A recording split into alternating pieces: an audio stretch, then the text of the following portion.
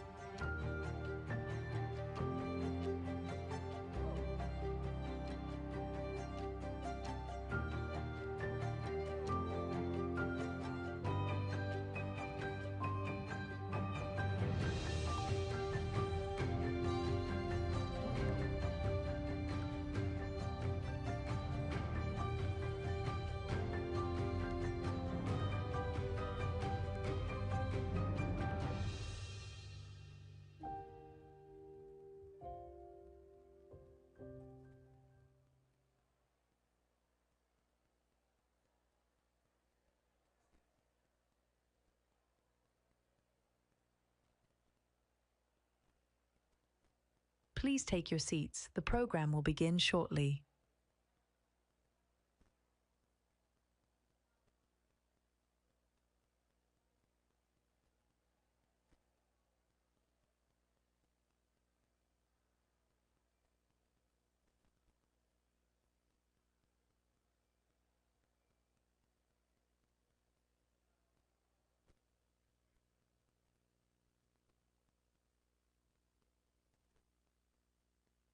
In 2015, the city of Paris hosted our first climate action summit with local leaders.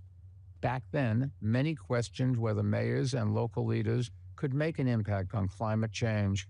These days, we know they can. Time and again, cities and states have delivered where national governments have fallen short, building sustainable transit, retrofitting buildings, cleaning the air, and so much more. Under Mayor Sadiq Khan's leadership, London has helped lead the way. His climate efforts have reduced citywide emissions by roughly 37%, improving air quality, all while growing the economy.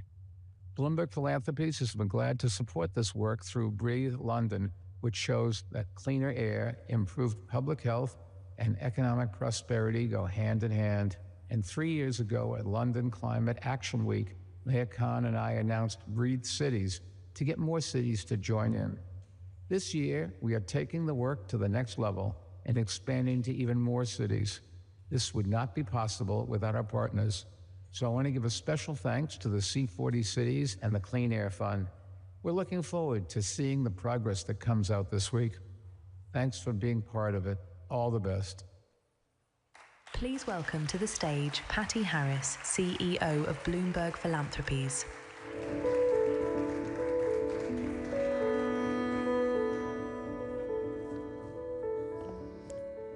Good afternoon, everyone. On behalf of our entire team at Bloomberg Philanthropies, I want to welcome you to the third Local Climate Action Summit, or LCAS as we call it colloquially. A special thank you to the Mayor of London, our good friend Sadiq Khan, Secretary General Guterres, thank you. I also want to thank the City of London Corporation, the London Climate Action Week team, and so many others for your wonderful partnership this week. Our goal today is to bring together local and regional leaders from around the world to share great ideas and spur climate action. It's been incredible to see mayors and governors continue to meet the moment when it comes to leading and tackling climate change. And today is just another opportunity to raise our ambitions and deepen our connections. As you just heard Mike say, being here in London with Mayor Khan means a lot to us. We first met Mayor Khan more than a decade ago when he was running for office. We were so impressed by his ambition and talent, and clearly we weren't the only ones. I hope you remember that day too. It was a very important day for Bloomberg. You have been one of the most active mayors in the world when it comes to the fight against climate change, and London is so much the better off for it. In 2021, he told us that his bold initiative to use low-cost air quality sensors to improve air pollution. This is something that the Bloomberg administration championed in New York City. And so naturally, we were eager to support Mayor Khan's air quality efforts and have seen enormous progress. Since then, we've spread this great idea around the globe through our Breathe Cities initiative. Through it, we've helped install more than 1,200 air quality data sensors in 14 cities, passed 26 local clean air policies around the world, and these efforts have helped reduce nitrogen dioxide, a pollutant that comes from engines and power plants, by 14%. And they've saved more than 13,000 lives. Today, I'm pleased to share that Bloomberg Philanthropies will be recommitting ourselves to this work by investing another $45 million in the fight against climate change.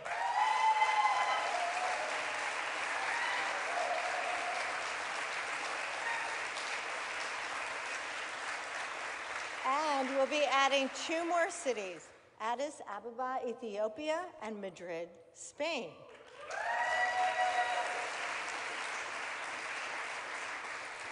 The latest investment will help cities install air quality sensors, use data to identify the sources of air pollution in their city, and educate residents on the issue, and so much more. Together with our partners at Clean Air Fund and, of course, C40, we will continue to improve air quality for millions of people around the globe. Here to talk more about this is the wonderful Mayor of London, Mayor Khan. Thank you.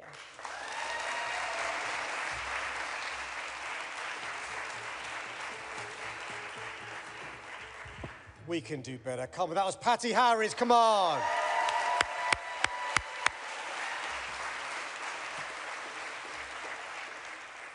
Well, look, good afternoon, everyone, and welcome to London Climate Action Week.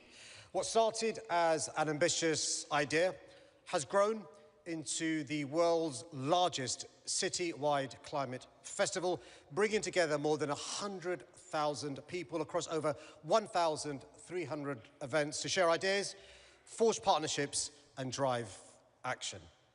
Now, I do realize there is something else taking place across the globe, which is creating huge excitement. So as a gesture of London's friendship with the Secretary-General, I wish your beloved Portugal every success, both in tonight's game and the rest of the World Cup. Unless, of course, you come up against England. But jokes aside, I want to thank the Secretary-General not only for being here today, but for his tireless efforts to keep climate action at the top of the international agenda and to hold national leaders to the promises they have made. Please join me in showing our appreciation to the Secretary-General.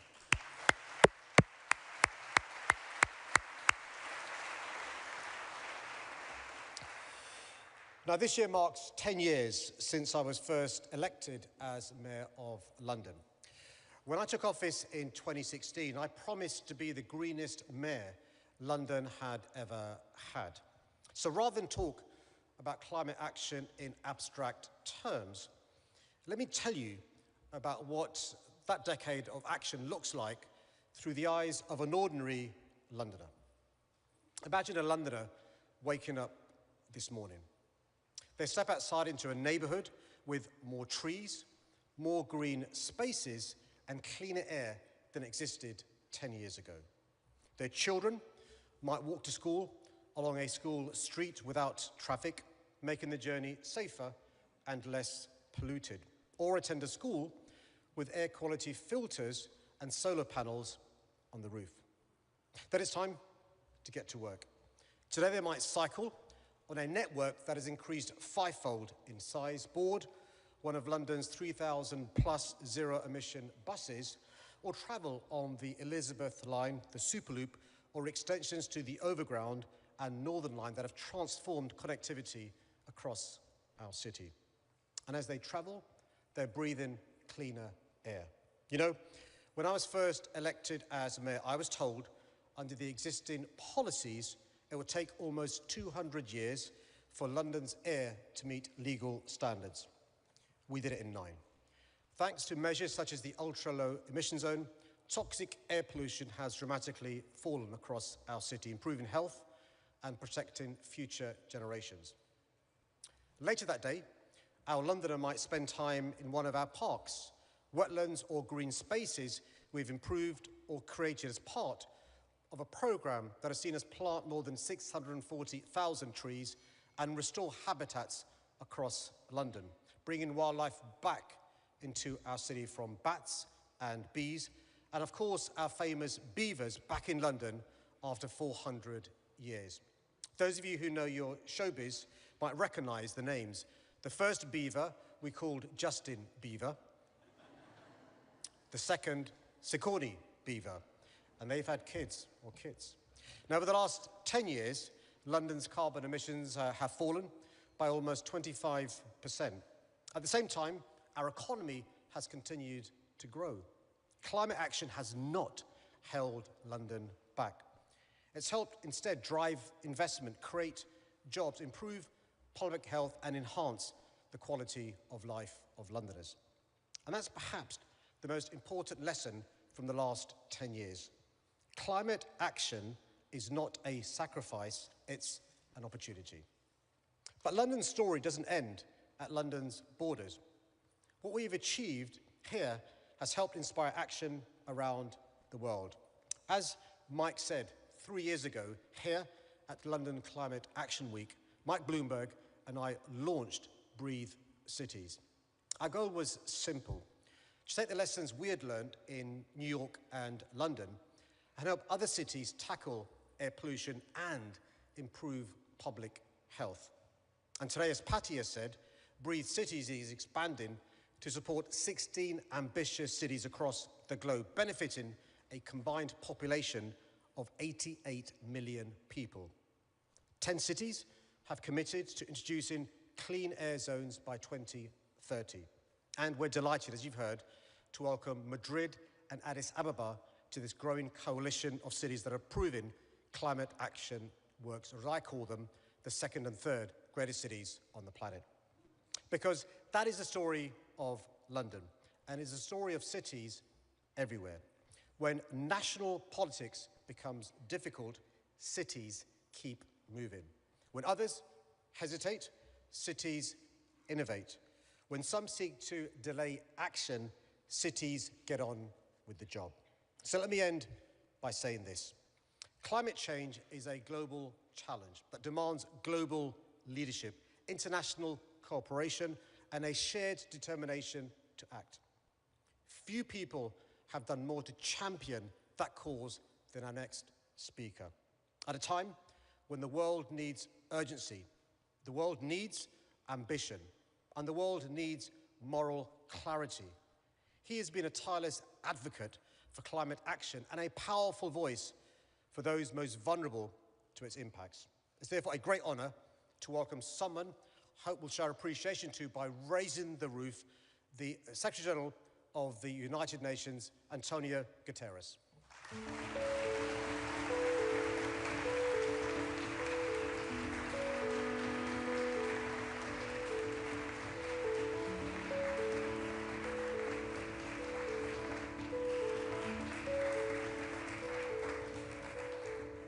Dear friends, it's a great pleasure to be back among leaders who are not waiting for change, but delivering it. This morning, here in London, I delivered a message to the world, and no better place to do it than London. We just heard why, thanks to the action of the mayor and its team in this city during the last 10 years. We are facing two crises, a climate crisis racing towards dangerous tipping points, one in which a temporary overshoot of the 1.5 degree limit is now inevitable, and every fraction of a degree will decide how much damage people and communities face, and an energy crisis unfolding before our eyes, driving up prices, fueling inflation, and straining families, communities, and public finance. The two crises share the same source: fossil fuels, and they demand the same answer: a fast, fair transition to clean energy and far greater protection for people already facing climate harm. No group of leaders understand this more concretely than you. You are the global ambition. You are where global ambition meets daily reality and where commitments are tested through local responsibility. You are the leaders closest to the people, the first they turn to when heat rises, floods hit, or power fails. And my message was also clear: the clean energy future is already here. Renewables are the cheapest, fastest, and most reliable sort of new power. But transition is still not fast enough, not fair enough, and not close enough to people's lives. That is why local and regional leadership is central in this regard. Because climate action becomes real through the services people rely on, the infrastructure they use every day, the air they breathe, the bills they pay, and the protection they receive when disaster strikes. And because you are turning the clean energy future from a global promise into something people can see, feel, and trust, city by city, region by region, community by community. Today, I have three asks of you. First, keep leading and over-delivering. Cities, states, and regions are already setting the bar higher than most national governments and showing what 1.5 aligned action looks like. Your actions give investors certainty and citizens confidence that climate targets will be realized. And you can go further still by turning ambition into practical solutions at scale. Second, keep using your voice and political influence. In many countries, climate action is under attack from partisan politics and fossil fuel interests, but public support remains high. 4 out of 5 people worldwide want their governments to take stronger climate action. Stand up to fossil fuel interests and their political enablers, support science and counter disinformation, and use our offices and platforms to tell the story of climate action. Better homes, better transport, better jobs, lower bills, and cleaner air. And third, keep working together and supporting each other. Geopolitical tensions and divisions are rising precisely where international cooperation and solidarity are most needed. In today's fractured world, governors, mayors, and local representatives are proving that cooperation can still deliver. Your networks and coalitions are practical, powerful, and global. Continue to share what works, practical models that others can adapt and scale, from clean energy and resilient infrastructure to local finance and community engagement. Continue to prove that solidarity is stronger than division.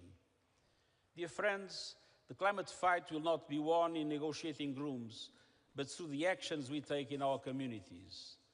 As we enter this era of implementation, local leaders like you have an even greater responsibility to ensure that transition moves faster, becomes fairer, and delivers security, resilience, and prosperity for all. Greater responsibility should come with a greater say in national and international processes, and you have my full support, and I hope we can transform the UN in order to make local power voice more heard and more followed in the work of the United Nations. So keep pushing national governments further. Keep delivering for your communities. Keep showing what climate leadership looks like. And know that the UN will keep working closely with you every step of the way. And I thank you.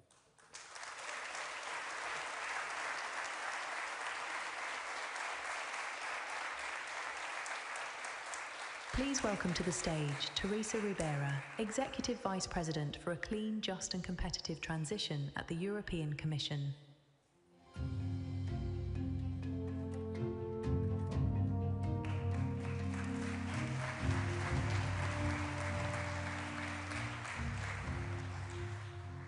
Good afternoon, friends and colleagues. It's so good to be here today, and it is so difficult to take the floor after these two fantastic leaders.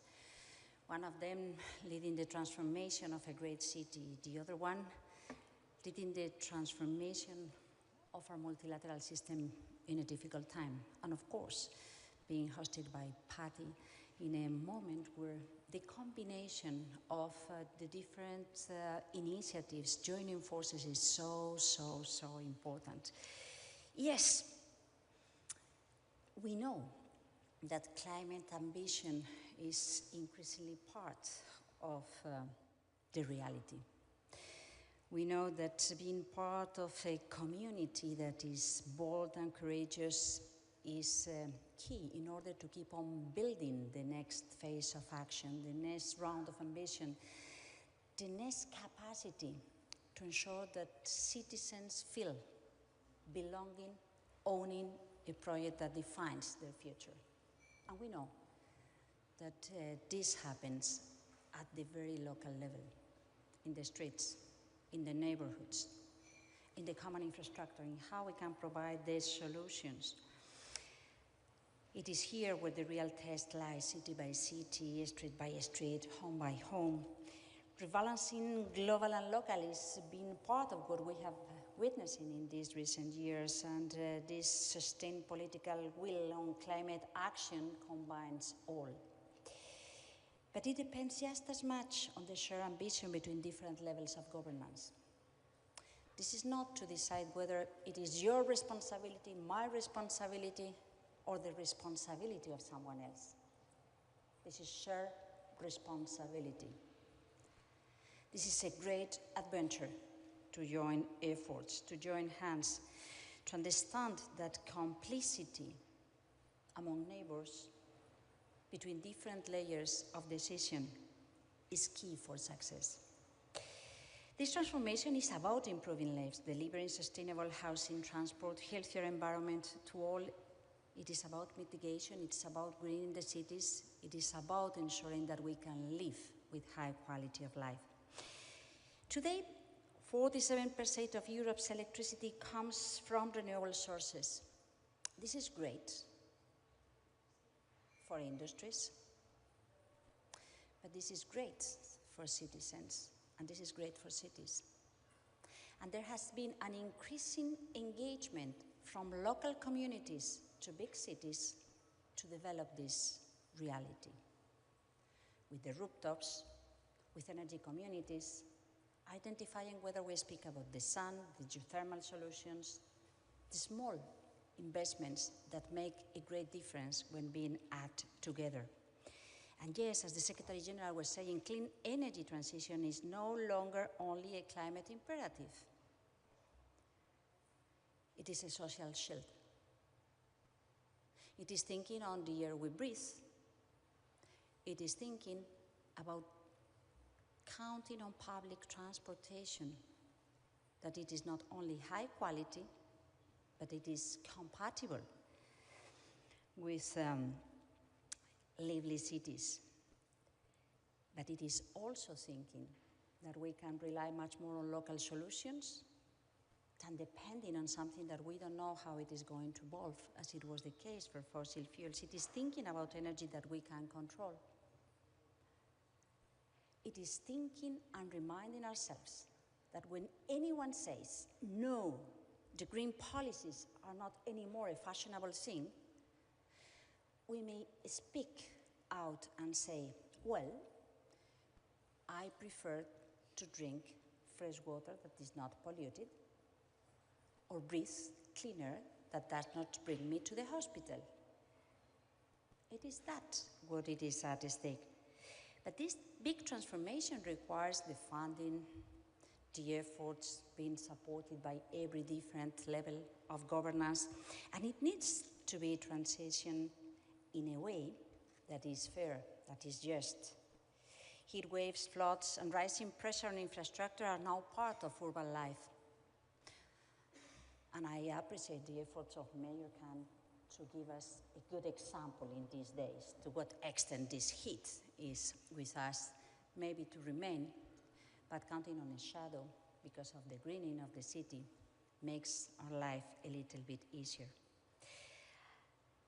I think that if we bear in mind that social equity for a fair future is important, and the deep transformation that we are promoting requires a broad support by the citizens, we need to think about adaptation. We know that this is not necessary easy, and probably we have not paid the attention that it requires. But we have tools. We need to think on how to design resilient cities, to use innovative tools that are emerging at the very local level, so to figure out how stress tests for identifying critical environmental and social points may help citizens, mayors to take decisions, to view what a local scenario may look in different contexts, allowing to integrate data from various socioeconomic disciplines to enable tailored solutions. For example, how to treat heat islands, flood-prone areas, vulnerable housing, disadvantaged groups, percentage of the elderly population that could have much more weakness against these climate or heat impacts. This links knowledge, best available science on risk, public management, so to take sound decisions, because this is also important, to use knowledge, science, data, facts, and not lies, fakes, or wishful thinking that do create additional problems. We also innovate when we promote a combination of nature-based solutions and energy-efficient solar-powered cool public buildings, like schools, hospitals, libraries. These are safe havens for vulnerable citizens during extreme heat. And this is going to be increasingly important all over the world, because nature, to a certain extent, is our strongest ally. This is why thinking about green cities is so key. If cities are where the action happens, finance is what unlocks this action. And yes, we have been trying to develop this exercise within the European Commission, so to support initiatives coming from citizens, ensuring that access to financing and making projects bankable is there. We have been supporting the EU cities mission, so to ensure climate neutrality as smart cities developing their projects count on the back from the other levels of decision, providing good conditions and guidelines so that member states thinking about regional cohesion to take this into consideration, the small scale, the citizens, the renovation of buildings, the local action, the greening of the cities. And we also feel proud working with the Global Covenant of Mayors for Climate and Energy that is so active, so effective. So to support our allies on adaptation, on reducing emissions, on affordable energy and well-isolated housing. Over 14,000 cities have joined the initiative already. Together, they prove that local leadership drives both mitigation and adaptation. Building on the momentum from Belém, the work now is action on the ground. Action, action, action, action. It is what people expect from us to deliver. And this is where it is my pleasure to reassure our full commitment to keep on working with you all. Thanks a lot.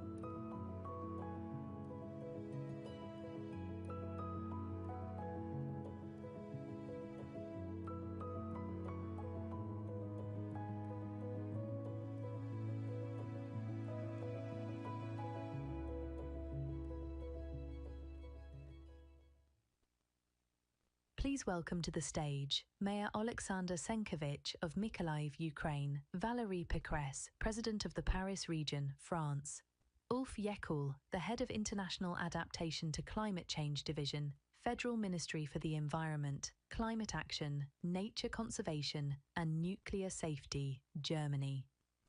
Moderated by Mark Watts, Executive Director for C4T.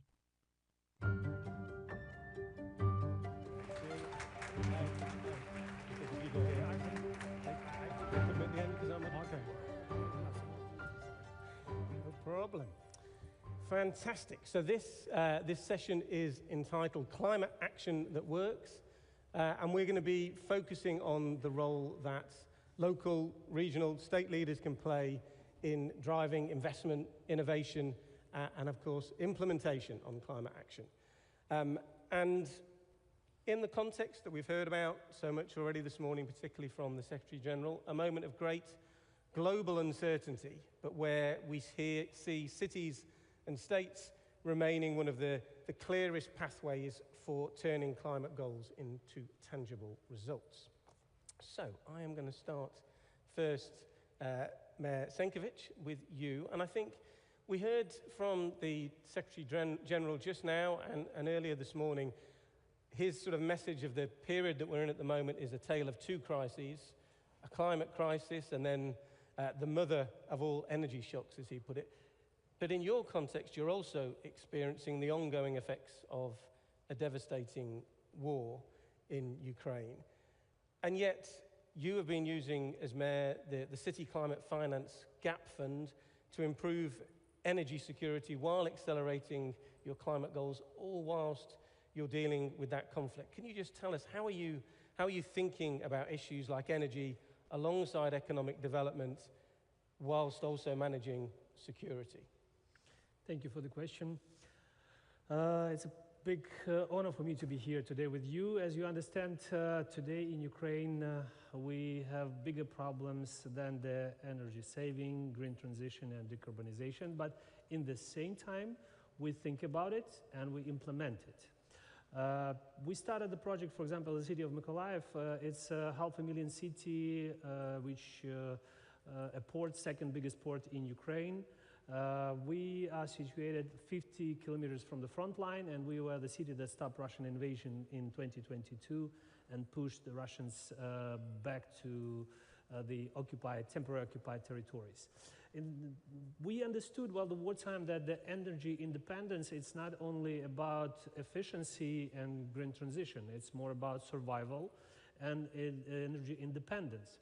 Before the full-scale invasion, we started to cooperate with the World Bank on the changing of our boiler house. In Mykolaiv, we have different kind of temperatures, like from -10 up to 55 by Celsius. And we have district heating enterprises, which we started to modernize. And at the end of the project, we had 35% economy of the natural gas.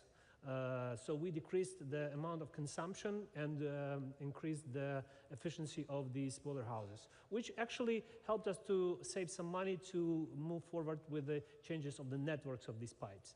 Together with EBRD, we started to change our public transportation from the one that use fossil energy resources to energy-saving trolley buses and trams.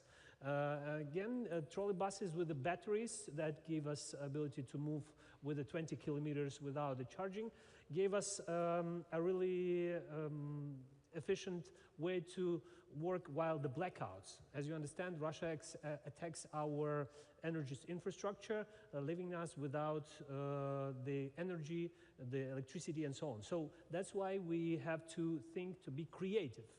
And in the same time, we do all these changes on our enterprises, implementing the solar panels, the gas pistons, and so on, to be more independent from the central grid. And at the same time, we are ready to share with this experience with the world, because we say that to have the resilient city, you need to have it decentralized. Because we try to centralize everything in the modern world. But the key to resilience is to decentralize, to have it like a backup.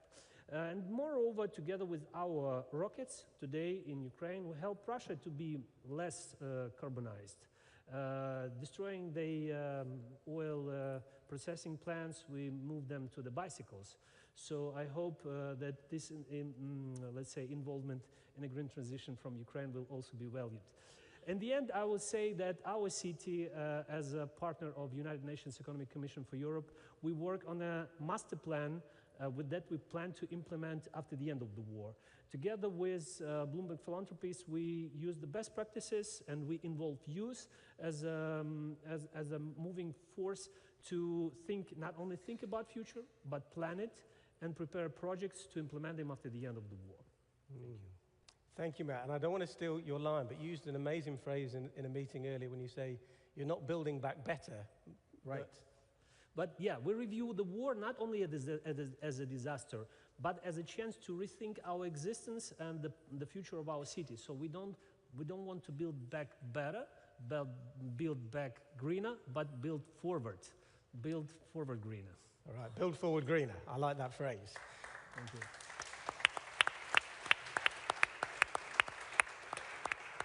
So President Pécresse, turning to you and Ile-de-France, one of the biggest challenges facing climate action everywhere, it's a constant theme in these kind of gatherings, is mobilizing the scale of investment that we need to move from laudable commitments to real implementation. In Ile-de-France, you've been such a pioneer in showing how regional government can really be innovative in the use of financial tools, particularly around green bonds, but also decarbonisation funds. So perhaps if you can give us some insight in the lessons that you have learned about using those tools to accelerate climate action, and how regional governments can most actively partner with the finance sector, with investors, to mobilise that capital. Absolutely. Here today I represent Paris region, so 12 million inhabitants, one of the most populated regions of Europe, but I also represent Regions 4 and the Under 2 coalition. Why regions? Regions because we are architects of ecological transition. We are enablers because we fund local governments in order to help them to do the ecological transition investments. And we are also equalizers. Equalizers because Paris, of course, is the richest city in France. But around Paris, you have the poorest suburbs of the country, and you have also 75% of rural areas. And the region is made of territories that are very different. And as you know, we are suffering an unprecedented heat wave in Paris at the moment, which is lasting. It's been lasting for already 10 days, and which makes the country on its knees because we are not prepared to live above 40 degrees. And you're talking about financing ecological transition. Ecological transition is about mitigation, but it's also about adaptation to climate change. And as you know, regions represent, local governments represent 80% of the investment in ecological transition, and we only receive 10 to 20% of the international funds for ecological transition. So, of course, we need to borrow. We need to leverage our public funds with private funds and find investors.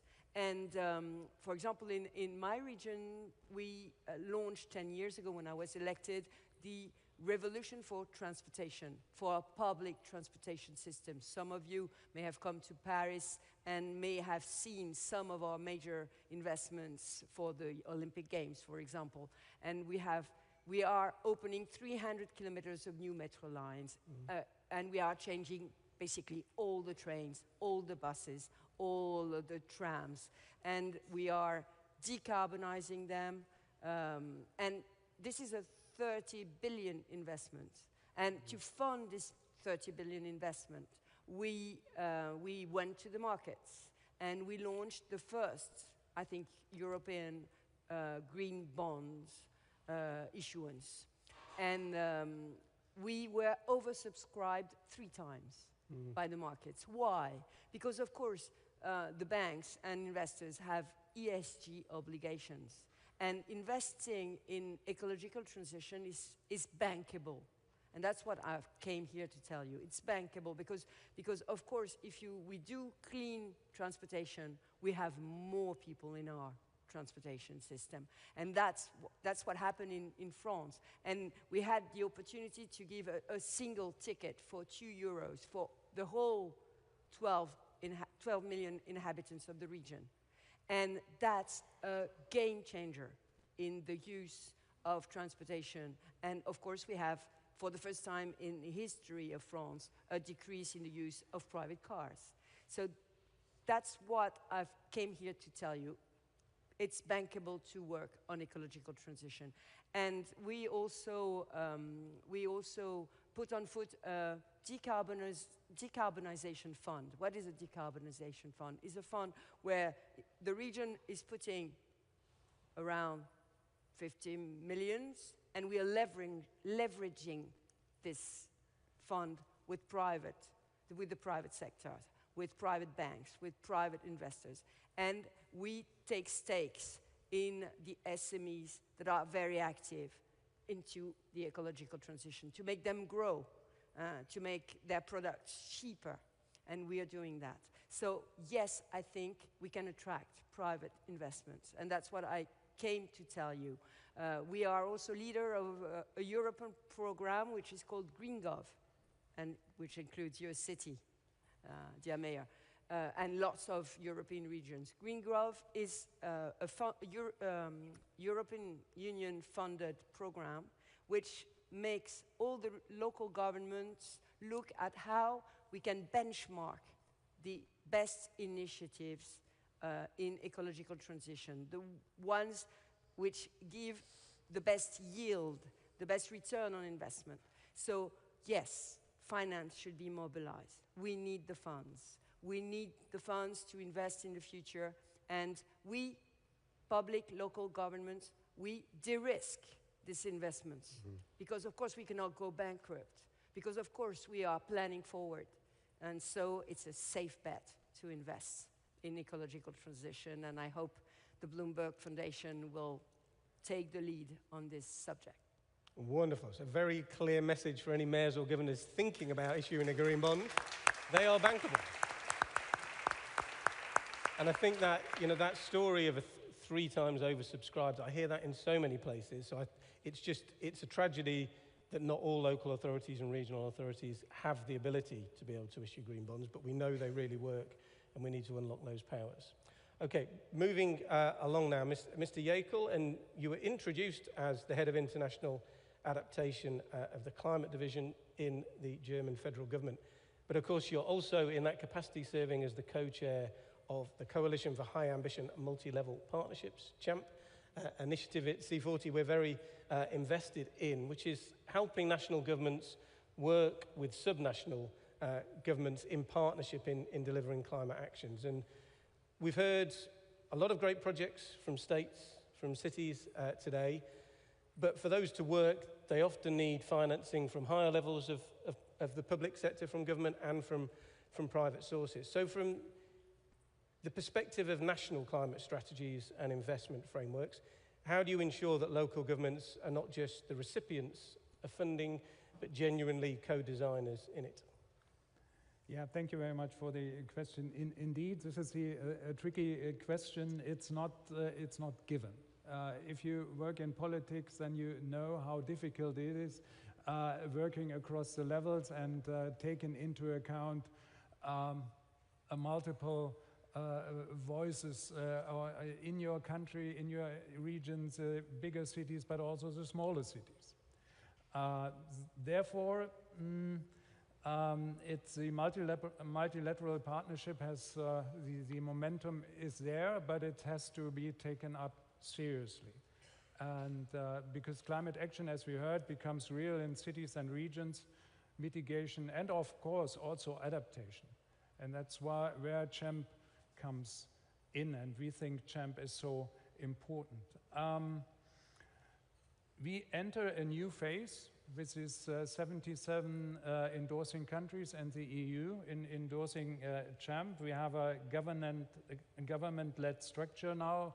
We have a steering group of governments. We have an advisory board of regions and cities, which will meet tomorrow for the first time.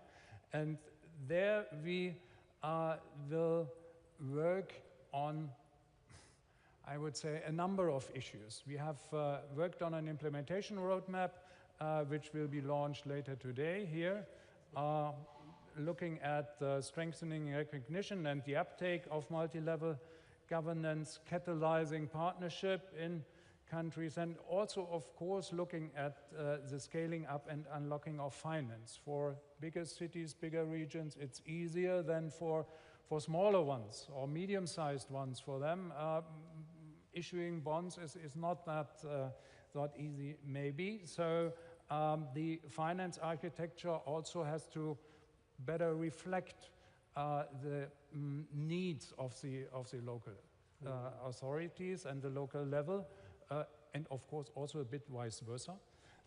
So that's where we are working on. We are not creating new institutions, new processes and adding to the overall relatively complex climate policy on the multi-level level, but we will work with the institutions already in place from the finance sector, but also the institutions like C40, GCOM, and ICLAI. We will work with the Secretariat at the World Resources Institute, generously supported by Bloomberg Philanthropies, and we will work towards the aim that having a higher recognition of the importance of a multi-level partnership, coming together, working together in designing climate policy with the local level, with the regional level, and on the national level. That's what we are working on in the coming years, and we hope that you will join us in working with that as endorsing country or partner of CHAMP. Thank you very much. Thank you.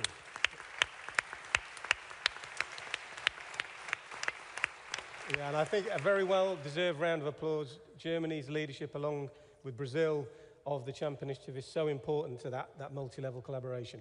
I think we've got time for one lightning-fast final round. It's going to be, oh no, I'm getting the shake of the head. We've not got time for one lightning-fast last question. So let's have a huge round of applause for this fantastic panel. Thank you, everyone.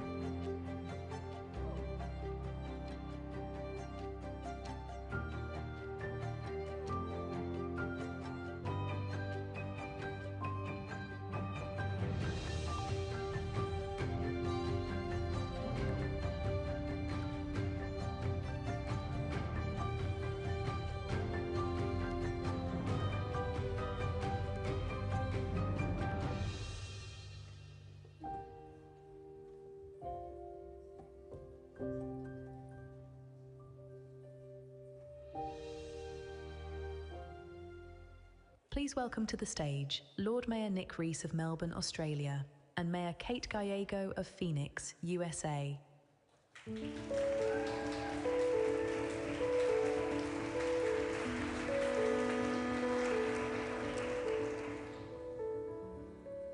Well, hello everyone.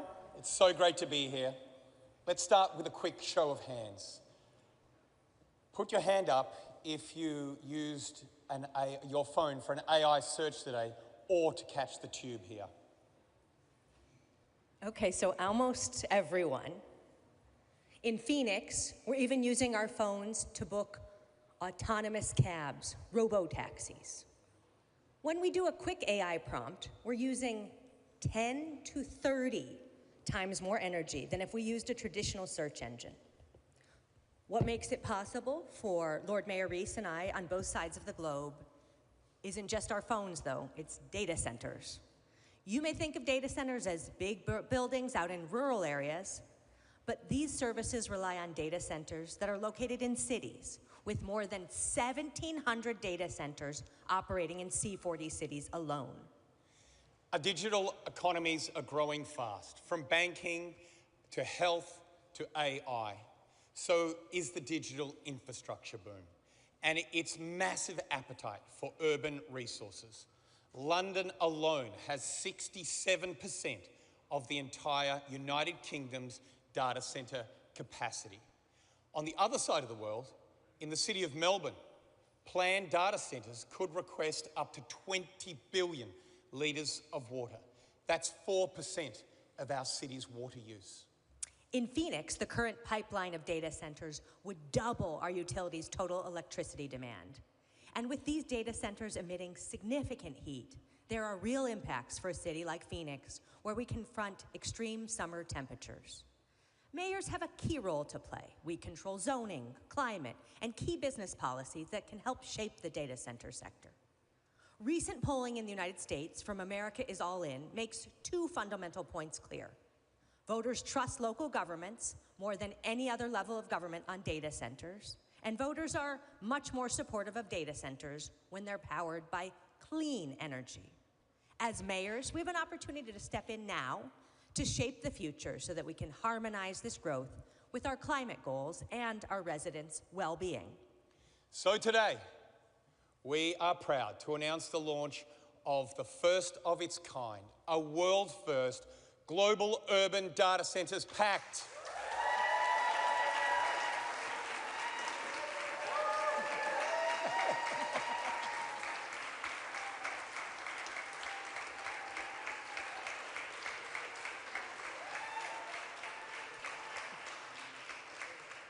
A mayoral-led vision setting out the conditions that we mayors believe are essential for sustainable, high-performing urban data centres.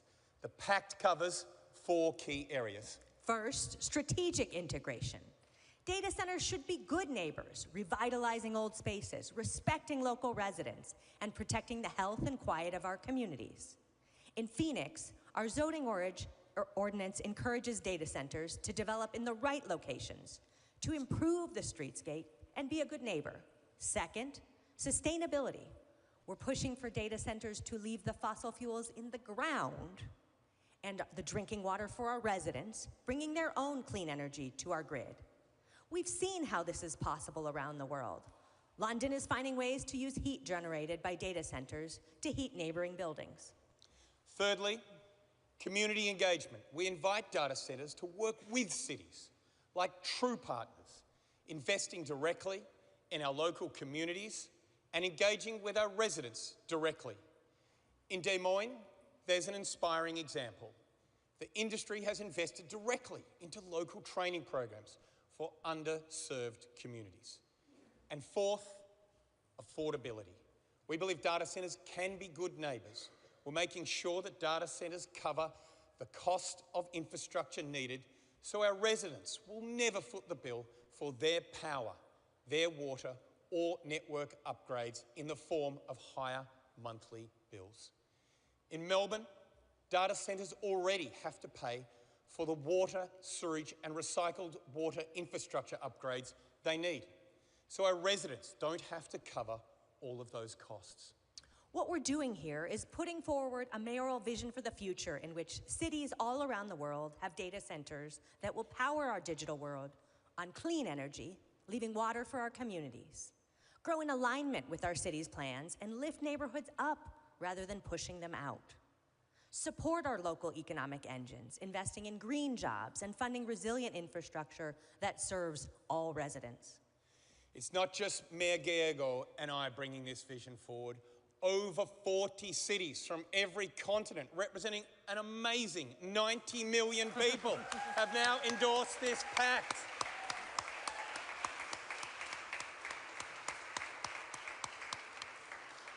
And just this morning, we had Copenhagen and Curzon City join us in endorsing. Give it up for those two great cities as well.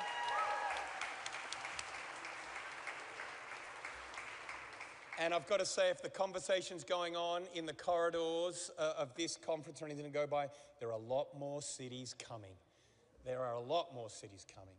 And so this is a great example of people standing up. But cities can't deliver it alone. So we call on all levels of government to work with the private sector, to work with us to drive the development of urban data centres which meet these new standards. Together, we can create an ambition loop that ensures the sector's growth will not come at the expense of our climate targets, our natural resources, or energy prices. Join us. Let's make this building rush a race to the top. Kate.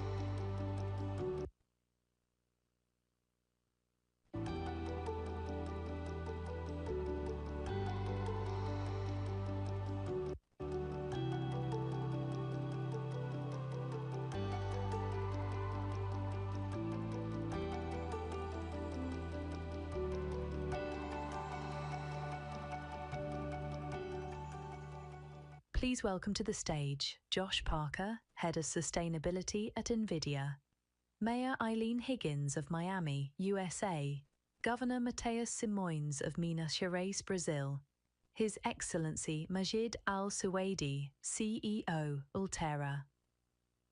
Moderated by Francine Lacroix, Anchor and Editor-at-Large at Bloomberg.